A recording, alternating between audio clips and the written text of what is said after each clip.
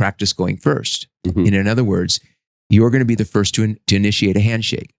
You're the first person to say good morning, good afternoon. You're the first person to run over and pick up that piece of trash, throw it away, or be in an elevator asking everybody in the elevator what floor, and you're the one pressing the buttons. Okay. That's the mindset of practice going first. That's the white belt version of the many other levels we'll get to, but that really builds confidence in a very micro way, but it also is demonstrating leadership in a micro way. Hi, this is Tim Westbrook. Welcome to I Love Being Sober. We talk about life and recovery, mental health, biohacking, alternative therapies, and everything related to living a kick-ass sober life. So let's dig in.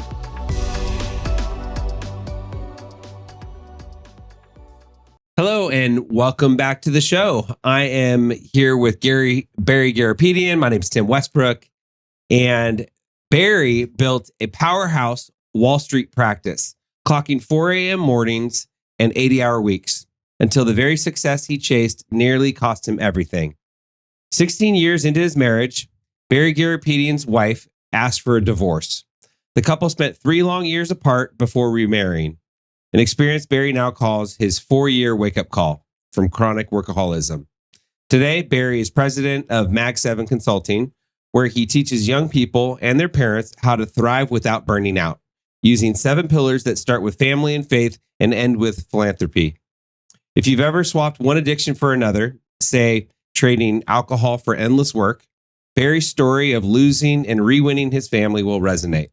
Barry, thanks for joining us and being willing to open the curtain on both the climb and the cost.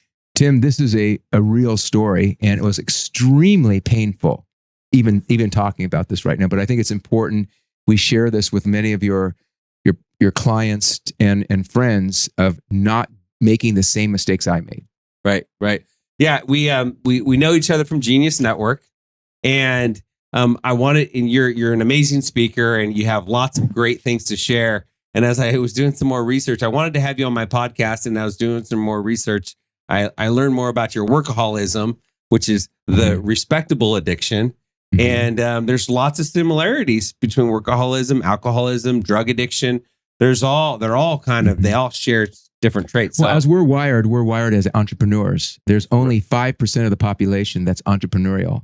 So we think differently. And so my mindset when I started on Wall Street in 1982 at a ripe age at 23 years old, it was working every day, 3 nights a week, 6:30 to 8:30, half days on Saturdays for 5 years.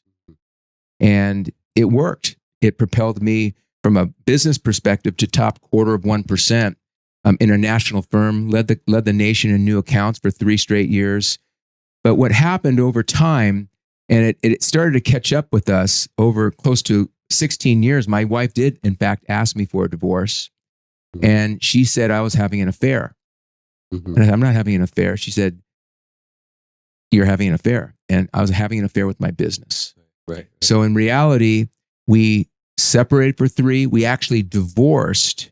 And I went and sought counseling, therapy for 3 years. I was seeing a therapist, significant help to me, huge. And I was coachable. I didn't want the divorce. So now hold on. Before we continue down this path, did you have any alcoholic traits prior to, and what I mean is, like, for example, I started stealing things when I was a kid, before the drinking and the drugs. So that's what I would call the alcoholic behavior, the lying, cheating, stealing, the excessive behavior. Did you have any of those behaviors? None of those. Prior to? None.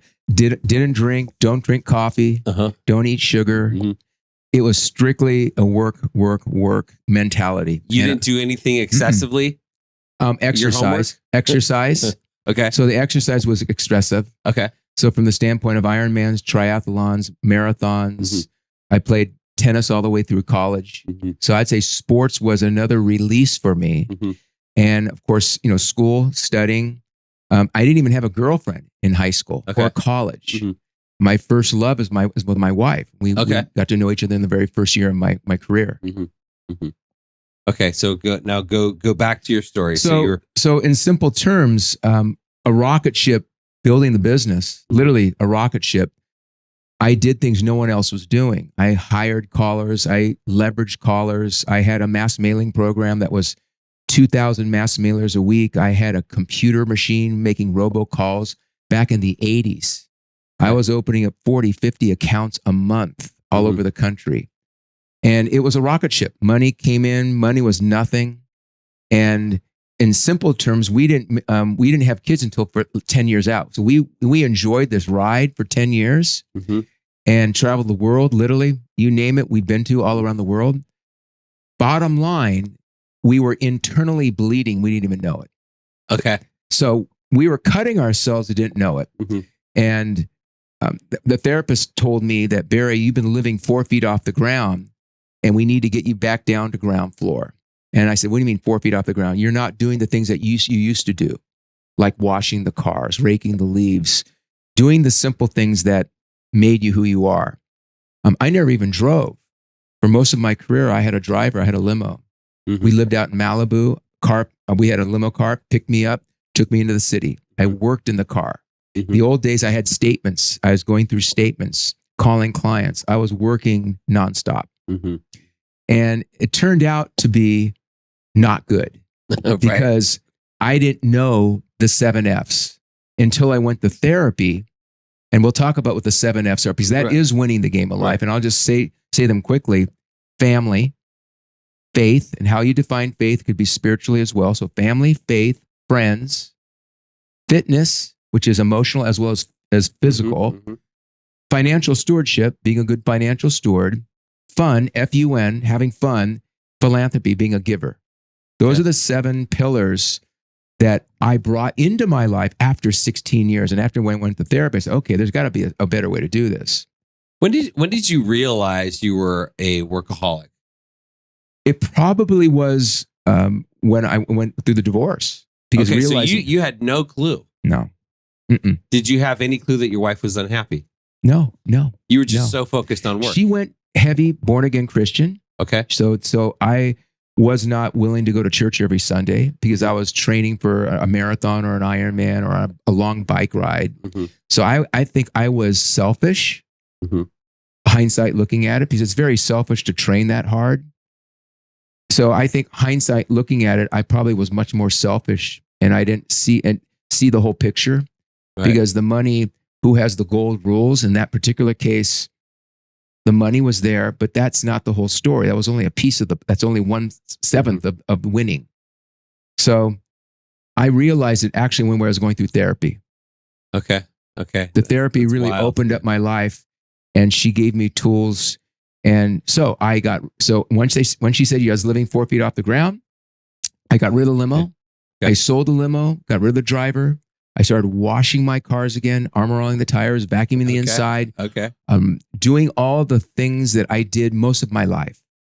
And it's actually a form of therapy for me. In addition to that, I learned how to write hand notes as a meditation and an active meditation. So writing you a hand note of articulating and gratitude is a form of therapy for me. So I'll write 10 hand notes a week still. Okay. And I view that as therapy. Right. And I love it. Wax seals, everything. Yeah.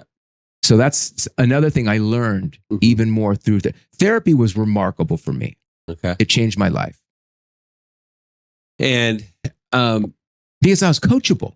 I didn't want to be divorced. I love my wife. Right. And I was forced to date. I dated other women, and there was nothing like, we built it together. She helped me build the business. Yeah.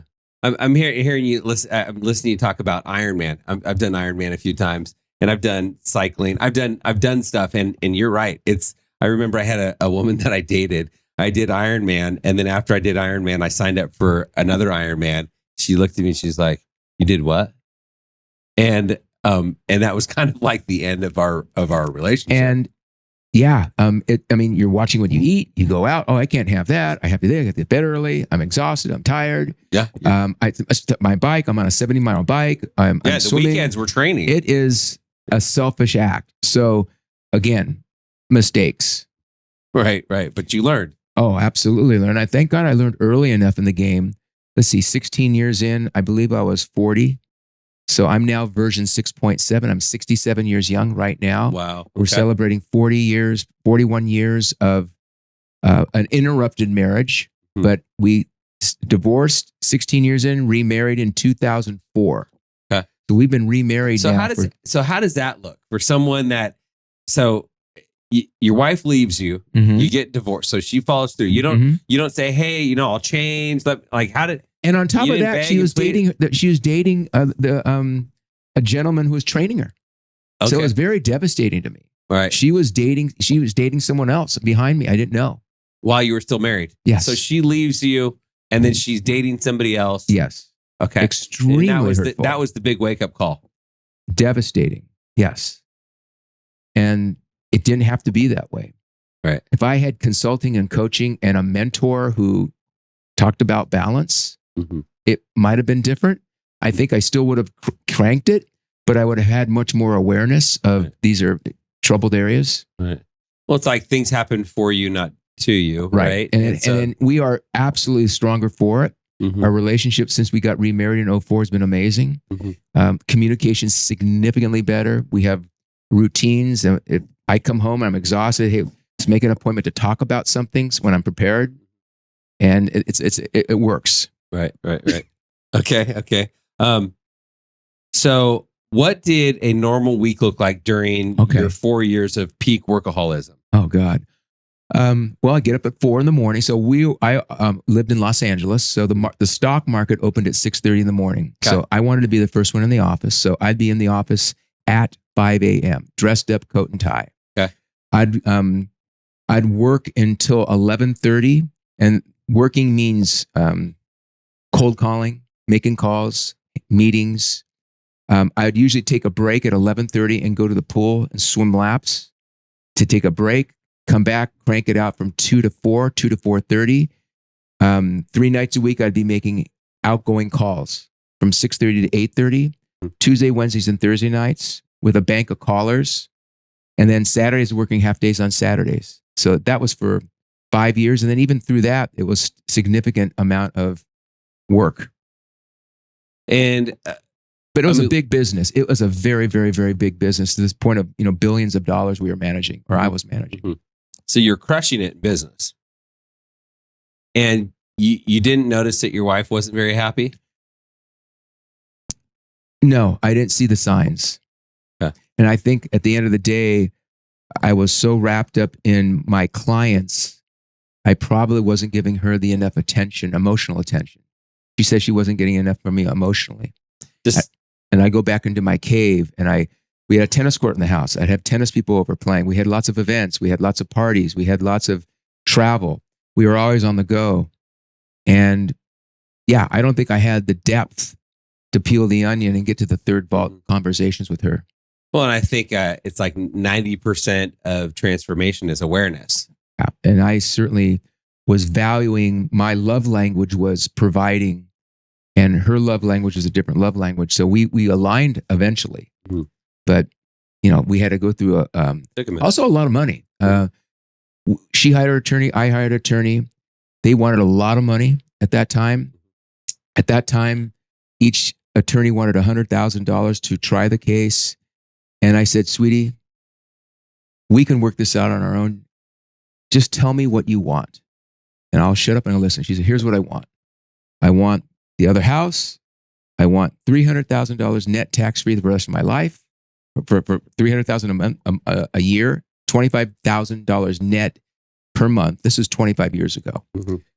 Done. Let me work on it. I'll get back to you. We fired the attorneys. I went to We the People. We worked out the deal, had it signed, sealing. I said, done. I knew at that time it was really a coming to Jesus moment, because I put everything on the line of everything, where everything was. All these assets, everything. Wirehouses have things hidden, phantom this, that, deferred this. There's stuff everywhere. Right. It was really amazing to say, here's everything we have. Bam, you get half. And I'm going to give you, and if you get remarried, she didn't ask for this, but if you get remarried, I will pay for this for the rest of your life. Wow. I wanted to have a relationship with the kids. At that time, our kids were 4 and 6 years old. It was, and I knew I could make the money back. I wanted to make sure she was happy. that she would never have to worry about money. Okay. And that was huge because it made everything fantastic. We figured out how to get along, even though going through the separation. Mm-hmm. We went to Disneyland together with the kids. We still did things together, but we were bifurcated. Right. And then she wanted to get back together. And it was never aligned when we get back together. Finally, the alignment hit. My daughter came up to me. She said, "Daddy, I don't think I'm going to get along with this other person you're dating. I don't think I'll be seeing you very much." Yeah. That's when I hit it. And I said, I got rid of the other person I was dating. Okay. And because that way my ex-wife wanted to get back. I said, let's see if we can rekindle this. So we rekindled it. And we dated 6 months before we got remarried. Wow. Okay. So, and who started? So first off, so describe the day that she told you that she wanted to get divorced. I remember it crystal clear. It was Labor Day 2000. We were in the back near our barbecue. I was shocked. I was not even expecting it. No, I was shocked. Okay. It leveled me. I couldn't believe it. Then I went to all the family members. Is she crazy? What's going on? Mm-hmm. And that was probably, I would say to you, the worst 3 years of my life going through that process. What made it so bad? Well, first of all, I didn't want to be bifurcated. I loved my wife, and I loved the life that we had. Mm-hmm.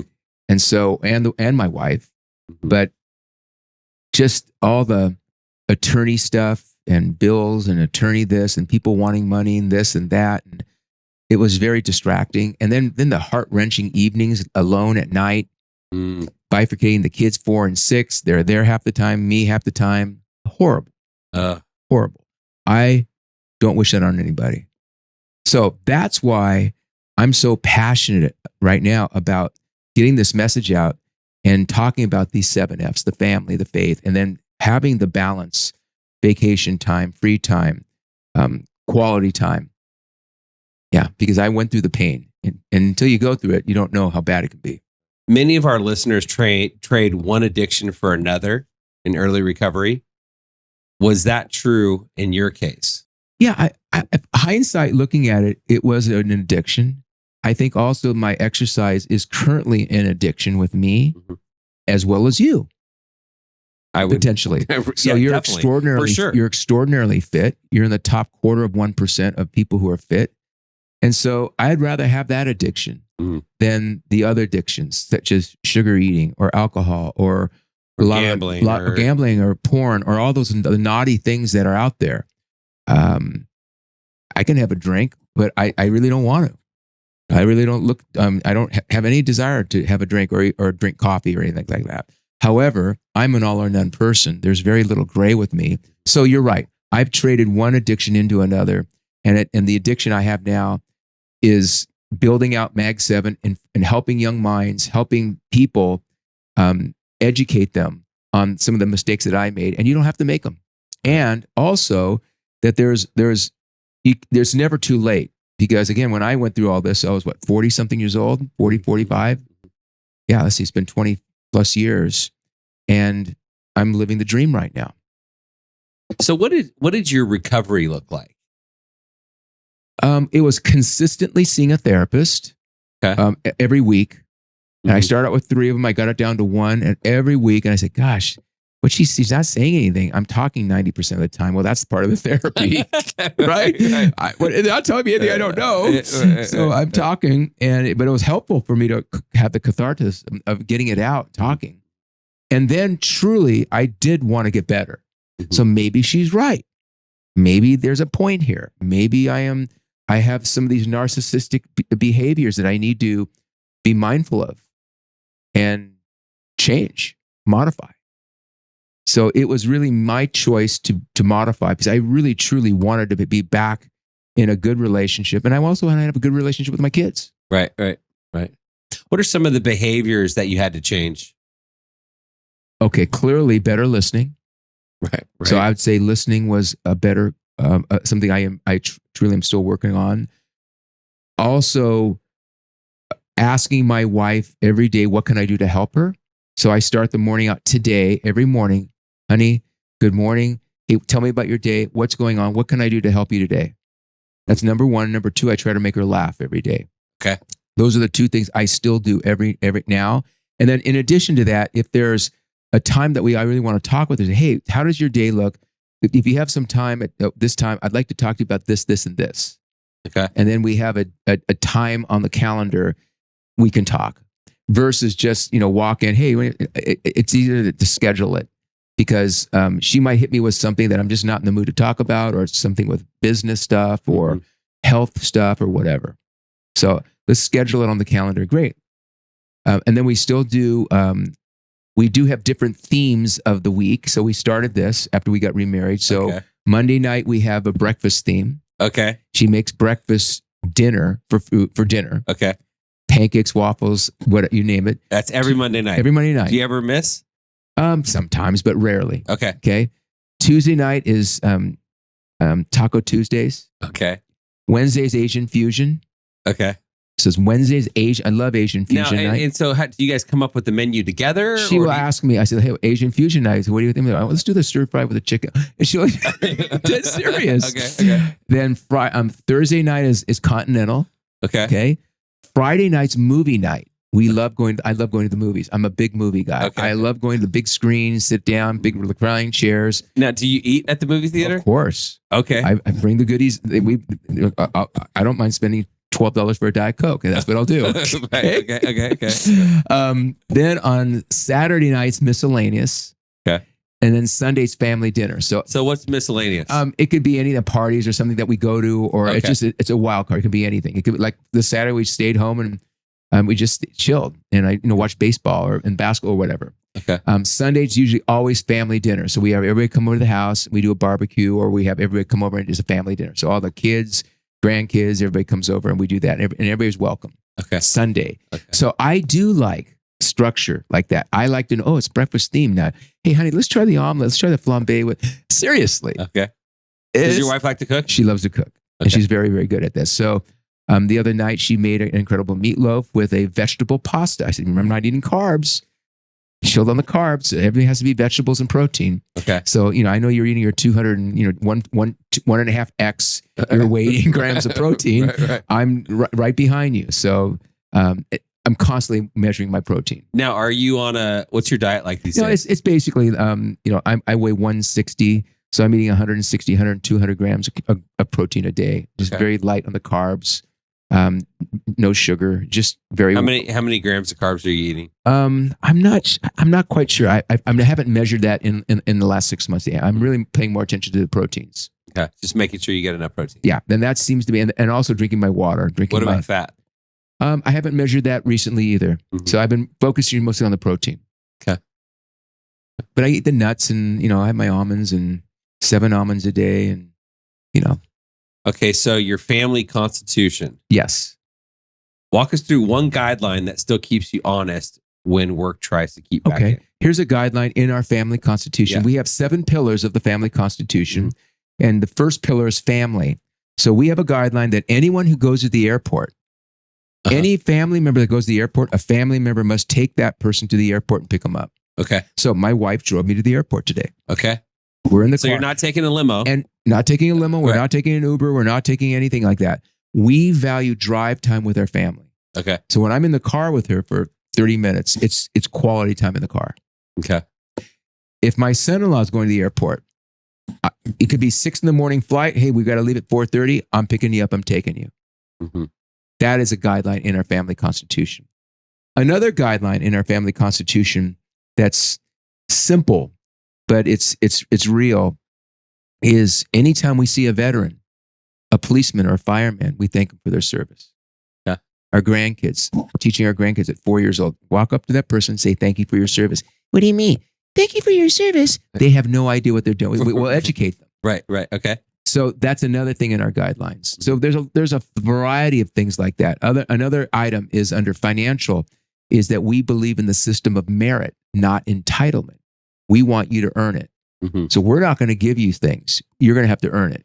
Okay. So that's significantly a big piece of my kids don't have any of our wealth. They're earning every dime on their own. My kids, they're on Wall Street right now, scratching and clawing. And how old are your kids now? Daughter is 31, son's 28. Okay. So they're earning it. They're working really, really hard. And they're going to do well. but I want them to experience fulfillment of earning it on their own. I don't want them to live under my umbrella of daddy is giving you all this money. Worst thing that can happen, in my opinion. And I want them to have healthy struggles. How did you create your family constitution?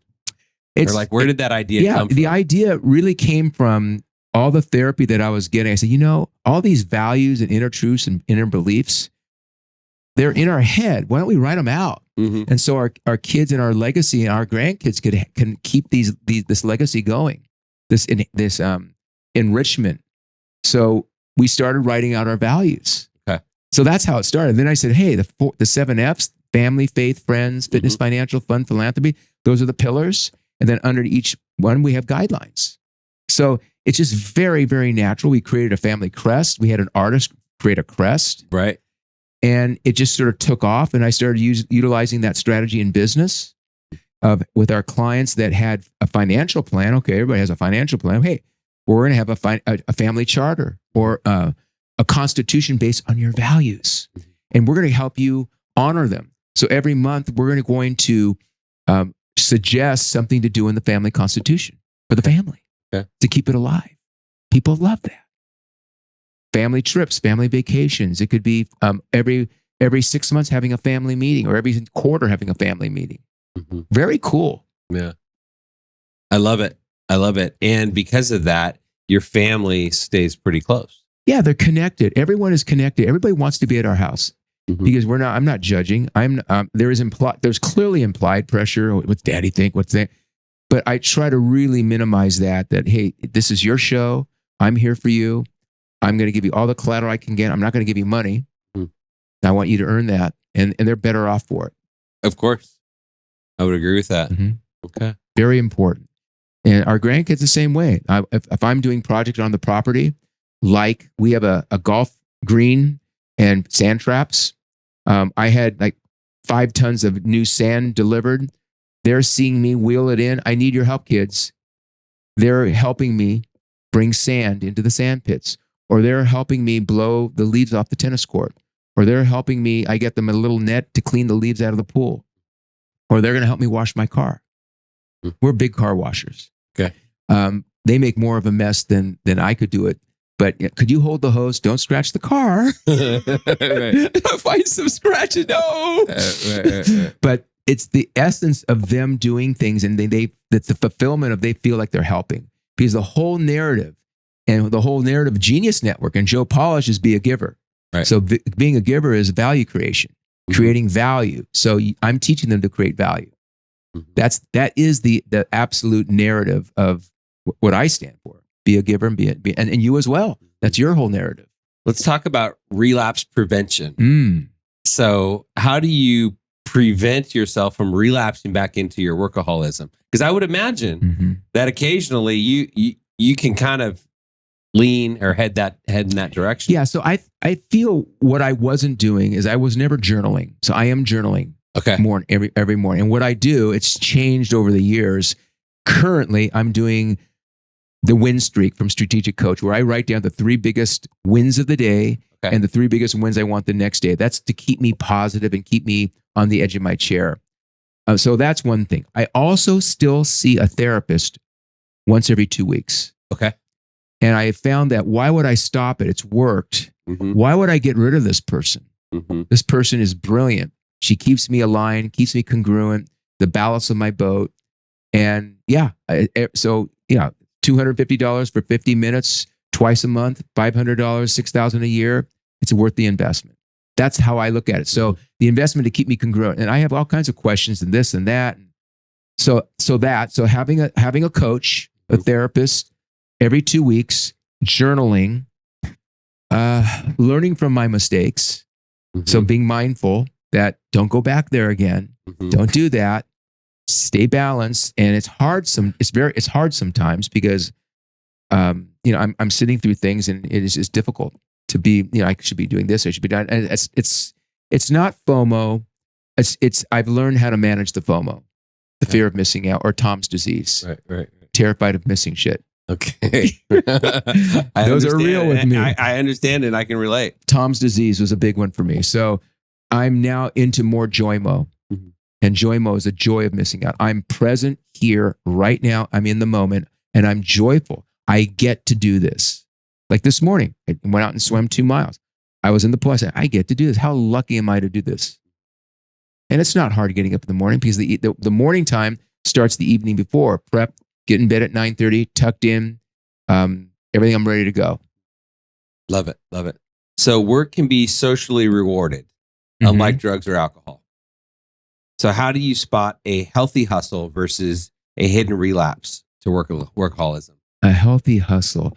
Well, it all comes, for me, helping others with the aha moments. So I'm so engaged with a lot of my clients.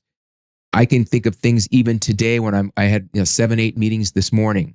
Someone just got a raise into an opportunity. So I'm very connected in their lives of victories. So I'm aligned with the ups and the downs, but also I'm consistently looking for ways, creative ways to keep them on the edge of their chair growing. So I say for me, my life right now is about the business I'm building with clients and their lives.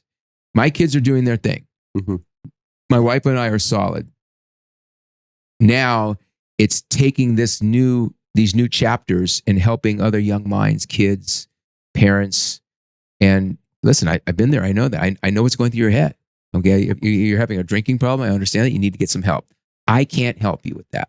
I don't have the tools. I tell people, I'm not a doctor. I'm not a therapist. You need to get some guidance on that, or it's going to get out of hand. Or if I see kids vaping too much, or I see kids significant cannabis issues, I said, listen, let's talk about that. You said you want to be a high performer. Pretty hard to do when you're doing all that kind of stuff. Not alone just when you're doing it organically, when you're clean. So let's talk about that. This is a choice you need to make right now. If you want to go that direction, that's your call. It's gonna limit your upside. And you said you want all these nice things in your life. You want to be happy and do this, do that. It's your call. How did you start Mag 7 Consulting?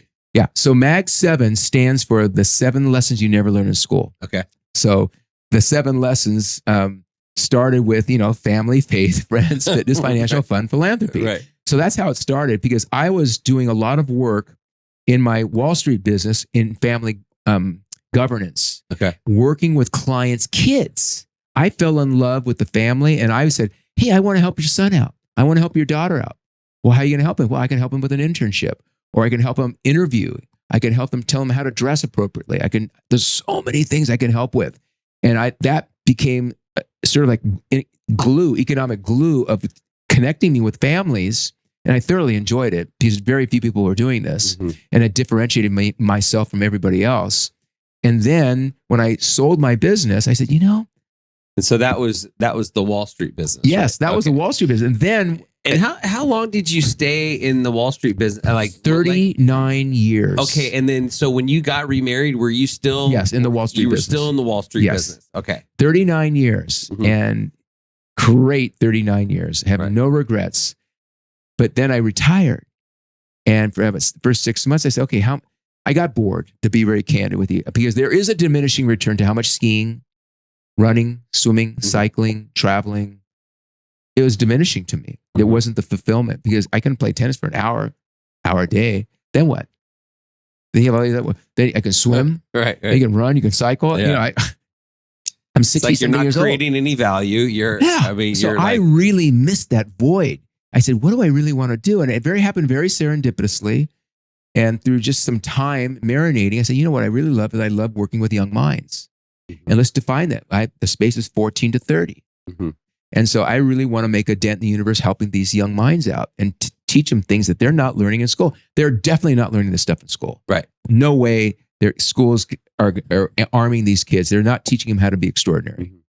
I can give them the tools if they're willing, committed. And that's when I started this thing, April 2023. April 23. It's now June of 25. So in 2 years, I put together unbelievable. There's nothing like it in the country. There's different things online, this, that, whatever, not like what we're doing. So I can take someone where they are and figure out where they are and create everyone has goals, but we'll do goals. We'll do 90-day goals. Now, is this like a consulting, or you working one-on-one with it's people? One-on-one consulting. Okay. So how many people do you work with? I have 35 right now. I have room for 50. You personally? Yep. Do you have anybody else that I have two other people that are now coming on that just started 3 months ago. They've been with me 2 years. They're now owners. They're minority owners. So I'm grooming them to help me. Yes. Okay. But to answer your question, I have room for 50. I'm at 35. And I got to tell you, I have 6-7 meetings a day. It's half-hour meetings. Yeah. My work ethic is, I'm used to working 12, 14-hour days. All right. Nothing. All right. Work for 2-3 hours. Like virtual, in person? All virtual. All virtual. Mostly all virtual. Zoom. And they're all different levels. People that are in different places in school, whether Ivy schools, normal colleges, kids that are taking a pause in college. There's a lot of brilliant kids that you don't need to go to college. You don't need to go to college. You might not be a college person. Mm-hmm. You might do something different, completely different, which is fine. So it's just sort of figuring that out. And then everyone has a goal. We'll help them create their goals. Start with a vision board. I don't call it a vision board. I call it a decision board. Okay. So your images you're putting on a piece of paper and you put it on your screensaver on your phone, like mine. I carry my vision board is right here. This is my image board. It's all things that are meaningful to me. Think bigger, real food, real fitness. Yeah, there's things in here that mean something to me. Discipline. Everyone does one of these. They put it on the screensaver of their phone. This is a decision board because I'm going to attain this. Mm-hmm. That's what my life looks like. Absolutely. Okay. It's not that complicated. It's really quite simple, but very few people do it. And I'm very much into call to actions of doing things. So what does that mean? Well, there's different pillars of deliverables that will deliver depending where the kid is. Mm-hmm. A kid might be extremely introverted. Mm-hmm. Well, we need to get him in from an introvert into an ambivert. Ambivert's in the middle, not an extrovert. I've never heard that before. Ambivert. Okay, I've never heard that. Is that a new word? It's been out there. Chloe knows. So in the middle, and so how do you do that? Well, obviously, there's many. We need to improve their self-belief, which is just obviously their self-belief is having accomplishments. So to get them feeling better about themselves, there's things they need to do. So let me give you an example. One example would be practice going first. Mm-hmm. And in other words, you're going to be the first to initiate a handshake. You're the first person to say good morning, good afternoon. You're the first person to run over and pick up that piece of trash, throw it away, or be in an elevator asking everybody in the elevator, what floor? And you're the one pressing the buttons. Okay. That's the mindset of practice going first. That's the white belt version of the many other levels we'll get to, but that really builds confidence in a very micro way, but it also is demonstrating leadership in a micro way. Yeah. So anyone that I'm working with, I'll give you an example. Priya Patel, who is a client of mine, she's going to be heading up Genius Youth. Right. She's coming to the Genius meetings. I told her that she has to talk to every person at Genius over the course of 2 days and that she has to initiate a conversation. Okay. She has to walk up to someone, shake hands. My name's Priya Patel. Great to see you. Where's home for you? That's how you lead. Okay. She's going to do that. Okay. That's tomorrow and the day after. Yes. Okay. So I'm going to meet Priya. You're going to meet Priya. Okay. Promise you. And she's amazing. Okay. She's absolutely amazing. But she is also very coachable. And she's extremely bright, but she's also putting together the people skills, the EQ that many of us don't learn. Right, right. Unless you have a mentor or a parent or a coach or someone. Where do you learn this stuff? Maybe from your work. So who's a potential client that you might want to work with, or that might want to work with you? I would say anyone who is truly motivated to be even better. If they're not committed, they have to be 100% committed. Mm-hmm. It's almost like wanting to be sober. I mean, you have to make that commitment and to be 6 months. I have one gentleman who's going on 7 months of sobriety, and I'm so proud of him. And he got into some issues, and he started with me in January. And I talk about that. Your fitness is everything. Getting in the best shape of your life. So he's working out, but the fact is, it's a commitment. So I say, anyone who's committed to be a better person, I don't discriminate. I'll take young kids. I have people that are 30, 40, 45, 50. I have adult people in Wall Street that want help with their business, but they also need help in some other areas. Mm-hmm. Mm-hmm. And I tell them, look, I'm going to help you get into the right lane and drive quicker and more efficient. I'm not going to solve some of these other issues. And what do you get out of working with people? God, the fulfillment, the joy. Mm-hmm. I look forward to getting out of bed. Mm-hmm. I mean, I jump out of bed. The first thing I say to myself when I jump out of bed, I'm going to make today an extraordinary day. I get to do this. And I really do. It's challenging sometimes in the morning. 2 feet on the ground, turn my alarm off, walk into the bathroom, and then my protocol starts. I have a very structured morning routine that's ridiculous. Tell me about your morning routine. 4:15, the alarm goes off. I go into my bathroom. 7 days a week. 7 days a week. Okay. First thing I do is I turn my music box on. I get some sound going, some music. I turn the TV on in my dressing room. Music? It could be hip. It could be any kind of energy music. Okay. Feeling good. I turn on the TV in my dressing room to put ESPN on. I need to see movement, action. I put my timer on because I allow myself 2 minutes. I take an ice cold shower at 4:54. Now it's 4:17 in the morning. Okay. Ice cold for 2 minutes. Exactly 2 minutes. I get out. I then turn the music into an audible. I'm listening to a books on tape. Okay. It might be something with Dan Sullivan, Ben Hardy, Who Not How. It could be 2X to 10X. It could be something positive. Mm-hmm. I like to be people telling me a story. Brushing my teeth, shaving, doing the whole thing. I then go into my dressing room. It's now about 4:32. Mm-hmm. I do a whole ab routine. Mm-hmm. So I do an 8-minute ab, mm-hmm. and then I do a 90-second plank. Mm-hmm. Then I do 300 crunches in sets of 100, and I do 120 push-ups, sets of 40. That takes me 20 minutes. It's now it's about 4:55.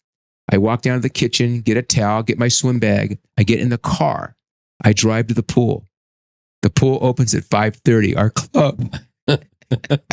I send out my Barry brieflies. Okay, my little text. Yep. In the parking lot, I'm early. I'm knocking on the door to let me in early. It's 5:20, 5:25 in the morning. The place opens at 5:25. I'm in the freaking water. It's cold at 5:30 in the morning. Okay. In a Speedo, ready to swim 2 miles. Mm-hmm. It's dark. It's a little lighter now, but it's dark. Right. The lights are on. Bang out a swim, 3,000. Jacuzzi for 10 minutes. Do a deck change, like a military deck change. Towel, change, mm-hmm. moisturize. Bam, I'm in the car, checking my emails, texts. Get back to my house at 7 a.m. I'm live in my cottage at 7 a.m. I have meetings stacked through the whole day. Usually someone comes over and plays tennis in the middle of the day, anywhere from 12 to 2, tennis hit, or another workout, protein salad, lunch. And in the morning, I'll have some egg whites. I'll eat throughout the day, protein. Then the latter part of the day, there'll be another workout, or either it's a lift, yoga, could be a bike or a HIIT workout on the bike. Dinner's usually later because I don't usually eat while it's light. I can't eat while it's light. It has to be dark. How come? I just feel like I should be doing something if it's light outside. Okay. So in Southern California, I mean, it gets 8 o'clock at night. I'm eating dinner at 7:40, 8 o'clock at night. Right. Now my wife has the different themes, so it's just we're empty nested. So she'll bring me a tray, professionally done with parsley. Everything's positioned beautifully on this dish. Tray, nap. I'm sitting down. I have the big screen right there, and it's usually something sports. Okay. It's either tennis, basketball, baseball. We're big Dodger fans. The baseball game's always on. Okay. And I'm sitting down, and she'll come and she'll deliver it. I say, great. Oh, this is fantastic. Come on, sit with me for a second. Let's just talk. So I'm eating. She's sitting in the other chair, and she has her TV on in the kitchen, and she has another room where she's watching her stuff. Okay. So we're bifurcated in the evening. Okay. It's not like we're sitting and watching something together. Okay. Okay, because you guys are doing different things. We're doing different things. Okay. We've been married 40 years. Okay. She has her stuff. I'm watching my stuff. And then she'll go to bed around 9. Then she'll be watching TV upstairs. I'll definitely want to be in bed by 9:30. I have a mask. She'll have TV going on. And I can't hear anything. I'll put a mask on. So I can't see anything. And we'll go to bed. And I'm knocked out. And then you wake up at 4:15. And what time does she wake up? She doesn't wake up that early. she doesn't even hear the alarm when it goes off. And I'll come and check on her around 7:30, 8. She's up and check on her day, that whole thing. So we have an English cottage 100 yards off the main house. We're on 12 acres. So I'll go up the steps, check in on her. How's it going? There's a housekeeper there, clean the place up. Yeah. And then we have a kitty cat that's like a part of the family. Mm-hmm. Any other pets? Well, no, she's a cat person. Okay. Let her have her kitty cat. Okay. She had this kitty cat delivered from somewhere in the Midwest, a special kind of breed, the white Himalayan Persian. The cat's like a human. Okay. He just knows everything. How old's your cat? It's inside a year. It's a kitten. Okay. Yeah. I remember I lived with my stepsister when I was in my late 20s, and she had a Persian cat that was 14. Oh, okay. I hated that cat. Oh, really? I hated that cat. I mean, I remember she went away for the weekend, and I took care of the cat, and the cat shit in front of my door. Oh, I mean, I'm like, come on, Chloe, you hear that? I know. So I'm not very fond of cats. I was traumatized. Well, we were dog people, but she's a cat person, so I'm cool with that. Okay. Now going back, so I've got some questions Sure. here. Let me see if I can go back to some of these questions. So looking back, how were your kids wounded by your workaholism, and how have you repaired it? I think I know how you repaired it. You've already talked a lot about that, but how were they wounded? Well, they were wounded by it. There's no question about it. I think the way I made up for it is going to all their events and being totally connected to their events. So my son being a tennis player, mm-hmm. and he played Division I tennis through Pepperdine, I would never bring my phone with me. I'd always keep the phone in the car. Mm-hmm. And my wife at that time would call, I can never get a hold of you. Where are you? Hey, I don't want my son to see me on the phone, because that means the phone's more important than his match. So one, I was really dialed into what the kids were doing. My daughter was into dance. So I was really big on going to all their events. I mean, I didn't miss anything. I don't think I've ever missed one of his matches. And that was even when you and Sharon when you're separated. My son played hundreds and hundreds of tennis tournaments all over the country to get good. You have to lose a lot, unfortunately. Daughter did high-level dance. Their ninth grade high school team won a national championship in Disneyland. I was there. So I didn't miss anything. And even though we were bifurcated, we went to all these things. We supported our kids. So one, I was there, and I had great relationships with them. So I think one is being there, being present. That's one thing I did really, really well. But as far as the work, listen, they probably have some of this workaholism now. To be candid with you, my son and daughter work really, really hard. So, I now I know this. I can share the balance, and they do have the balance. Like we're doing a family vacation next 4th of July, 5 days. I'm taking everybody. We're going to the beach in Laguna. Nice. So again, we're doing everything. I'm popping for everything. You guys come with us, and we're gonna have a blast. Okay. So more things like that. Family dinners every Sunday. Family vacations where we're fortunate enough we can pop for it. They can save money and come with us. And if they want to have a drink, have a drink. They're managing it. Right. So far, right? You never know. Right. Well, it's a progressive disease. So, I mean, you don't really know. Yeah. You don't really know. But it sounds like, you being a great example, and you had the ism, and now the ism is, call it under control or whatever. Yeah, the ism is mindfulness, therapy, handwritten notes to myself, articulating feelings, being accountable, and I can be wrong, and understanding some of the narcissistic isms that I've had that I'm clearly not right in. So there's a lot of things that I learned that I'm mindful of right now. And then a therapist is huge. Having a coach. Right. How long have you been seeing a therapist? Oh my God. I hired her when I retired because there was a transition, and someone suggested you probably wanted to get a therapist to help you with the transition. So it's been now 3.5, 4 years. Yeah. I've had 120, 130 sessions with her. And sometimes I don't even know what we're going to talk about. I say, I'm talking, here we go. And, everything's great. But, then you start talking about things, and Mm-hmm. Yeah, I mean, I see a therapist every couple of weeks, and it's great. Then it's very helpful. Even if I don't think I need it. Exactly. A sounding board. It's sort of like running a marathon. You have to drink when you don't think you need to drink water, right? Right. Yes. You got to be drinking. It's going to catch up with you. You got to eat. Yeah. Yeah. So I think for myself it's being vulnerable too. It's talking about this right now with you is I want to help other people not make the same boo-boo. So I'm vulnerable with that. And I can be vulnerable with my kids and my daughter, my wife. This is painful for us to talk about. And if my wife was here right now, she'd say, I'd take 90% of responsibility. She said, I'm the one who, no, it's 50-50, honey. Mm-hmm. I was doing things, you were doing things, and collectively we didn't know. We were internally bleeding. We were cutting ourselves. We didn't know. We thought we were doing everything right. So let's look at some of the parallels from, how does craving more deals and more hours mirror substance cravings, and what coping tools might overlap? Yeah.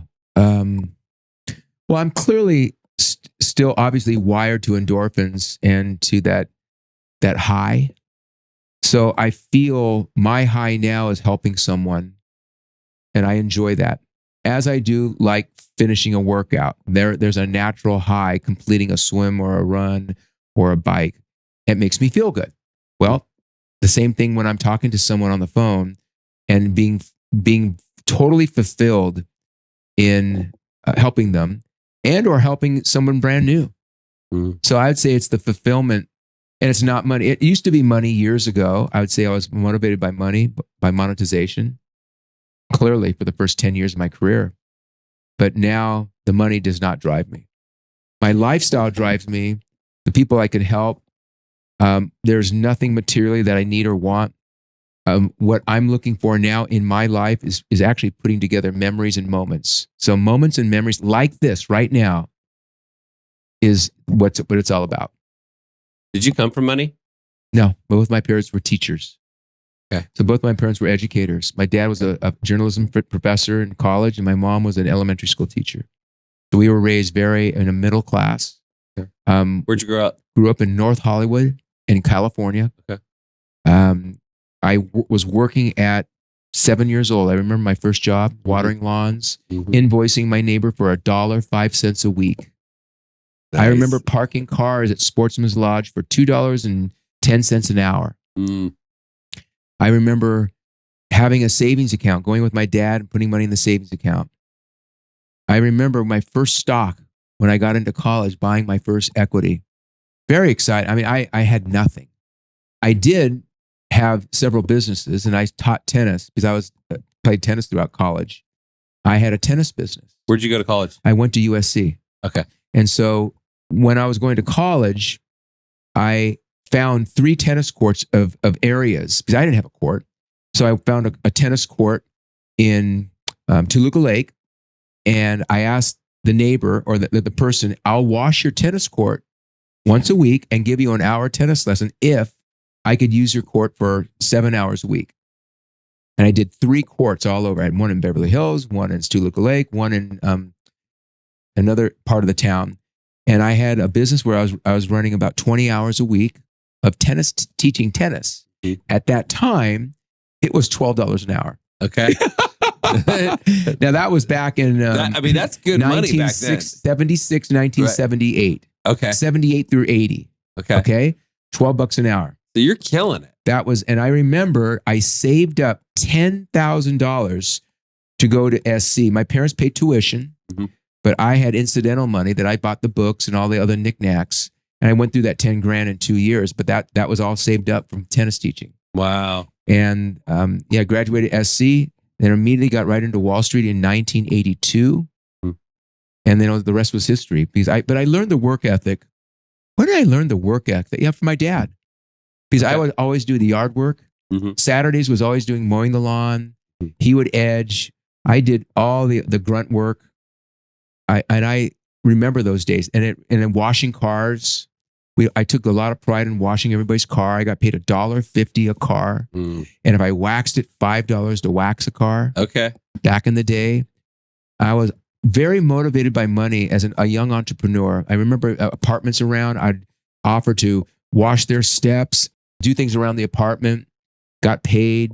And I love seeing money grow. I had a lockbox right near my bed, and I counted my money all the time. $38. I'm at 51. I'm at 78. Right. Back in the day, that was really, I remember those days very well. That's great. Yeah, so nothing was given to us, my wife. So we clearly had the work ethic, as she did too. She was a hardworking, and she clearly helped build the business with me. So if a listener in early sobriety is now drowning in 12-hour work days, and I can relate to this because when I first got sober, I owned a business, and I was and I focused all my time on working. So if you have a listener in early sobriety now drowning in 12-hour work days, what's one boundary they can set this week? Well, it's the 7 F's. So you have to figure out how to balance the 7 F's. So that's the family, faith, friends, fitness, financial, fun, philanthropy. But if I had to pick one, I probably would make sure you get into some form of exercise or cardio, because that is a huge piece of the puzzle of being healthy. And if you can get healthy physically, it's going to help with your emotional and mental acuity. So I'd say that would be the first place to start. And then I'd be putting energy into all of those, making one phone call a day to a family member, or it's not acknowledging friends and staying connected to friends and reaching out. Just because you're reaching out, hey, I'm thinking of you, Tim. What's going on? You don't have to have an excuse to call. Hey, I'm thinking of you. I am thinking of you. What's going on? Or it's something with having what I call designing perfect days. I design perfect days.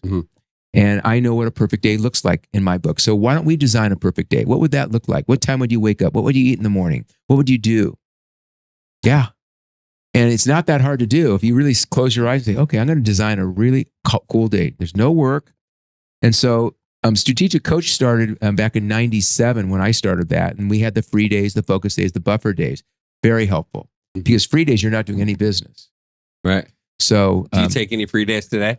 I would say I probably modified. I do so many different balancing through the day. I mean, my day is high energy, but I'm working out 3 days a week, 3 times a day. Right. So early morning, middle of the day, and latter part. I don't feel tired because I'm constantly oxygenating my blood. And I'm also eating properly. I'm not eating heavy duty stuff. I'm eating chicken salads, protein, nibbling, a little almond here or there, a little water. Right. Okay. What's a book you'd hand an alcoholic who doesn't believe they have a problem? I don't know if I have lots of books that I have folks read, but an alcoholic. Not an alcoholic. I'm sorry. I misspoke. A workaholic. A workaholic. Oh, okay. A workaholic. A workaholic that maybe they don't know they're a workaholic. Maybe they think they're a workaholic, but they don't know they're a workaholic. Yeah. I'm a big Tim Ferriss fan. Okay. I love all the books he's done. Tools of the Titan would be the first one I think of, because Tools of the Titan is a collaboration of 400 to 500 stories about really successful people and how they manage different successes. So I would say that would be the first. If I had to name one book, that's been absolutely my favorite. And they're short stories. It's like page and a half, 2 pages. Okay. So it's not like you're getting drowned in something. But he's just straight to the point. I like his stuff. Okay. What one habit that anchors you when you feel the pull of getting back to the grind? One habit that anchors me, I think it goes back to gratitude, that how fortunate I am to be doing what I'm doing, and also healthy that I can do what I'm doing. So I think it's just basically gratitude. And I look around, and I do this all the time. I look around and say, God, look at the trees and how lucky I am. I'm looking at a tennis court, or I was on the tennis court the other day, and I have a ball machine. And I'll go out there sometimes about 7 o'clock at night. It's getting that twilight of the evening. It's gorgeous, warm. I have 4 speakers in the back, and I can just snap tennis balls, 400, 500, 600 balls. It's one of my favorite things to do. And I'm in gratitude. So to answer your question, it grounds me. Getting on a bike, outside, mountain bike, grounds me. Being out in nature, being in a pool, swimming, gliding and just effortless rotating, how everything rotates perfectly. And you hit that flip turn just right, and you bounce off, and it's an awesome feeling. Skiing, carving turns, no snow coming up behind, just carving turns, effortless. I can think of many situations that I'm in bliss. And I actually create that every day. You're saying, what do you do every day? Well, I create situations where I get myself in a good, happy place. Finish the sentence. Remarrying my wife taught me that true success is. So being connected to her. I was not connected to her before. Right. I am now connected to her. Example, going to the doctor's appointments with her. I never did that. We got remarried. As many doctor appointments I can go to, I'll go with you. Okay. Being there for you. This is just the other day. I took her, she was getting a CT scan. I said, I'm going with you. I'm taking you. This was Sunday. I never did that 20 years ago, 25 years ago. That's being connected. So I want to do that. I want to be with you. Right. It's gnarly getting to those tubes or whatever, or MRIs. Right. Many times I'd go with her. I'd have to hold her hand. She was just freaked out being in the tube. It's a closed tube, getting an MRI done. I'll hold your hand. I'm right here. Just breathe through it. I'm right here. I'm right here. Talk to me. I did a lot of that. Never did that 30, 40 years ago. Right. So I'd say the biggest thing is being connected and really be connected, not from a sexual perspective. Yes, that too, but also emotionally throughout the day. Yeah, it's intimacy. Yes, it is intimacy.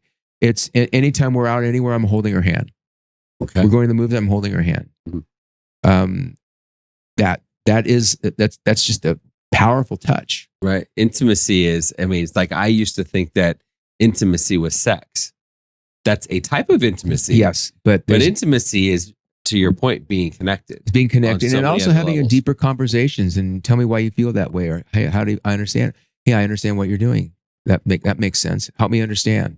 So there's all these different bridges. I use tell me more a lot. Tell me more. Tell me more.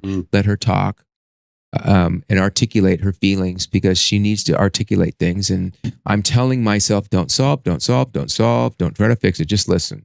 That's what I'm saying to myself. Yeah. I do want to come into a solution. Don't solve. Just listen. I hear you. Yeah, I understand that. Yes, thank you. I hear you. Yeah. Love it. So I learned a lot. Yeah. And it's not like I was that bad, but it caused me a divorce. Are you sure? Caused me a divorce. Yeah. Right. We had everything. So it was obviously pretty gnarly. Right.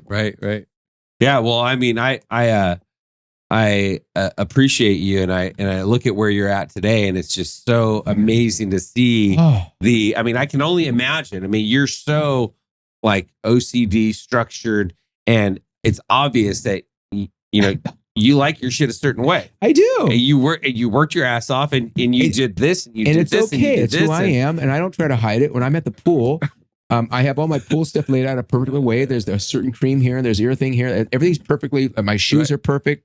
It's like Rafael Nadal when he plays tennis. If you ever watch him play, he's very particular where his water ball is, and everything is positioned. I am that way too. If you were to see me get up in the morning, I have all my toiletries laid out the evening before. Toothbrush, dental floss, everything's perfectly done. Okay. Not on the tile. There's a cloth. Everything's intentional. Were you like that as a kid too? I had that ism with me as a kid too. Okay. My car. I studied body language, and body language. I had consultants come in because our business was people. So one of the things I learned years ago is that we would always walk someone out to their car, Japanese style, go down the elevator with them, take them to their car.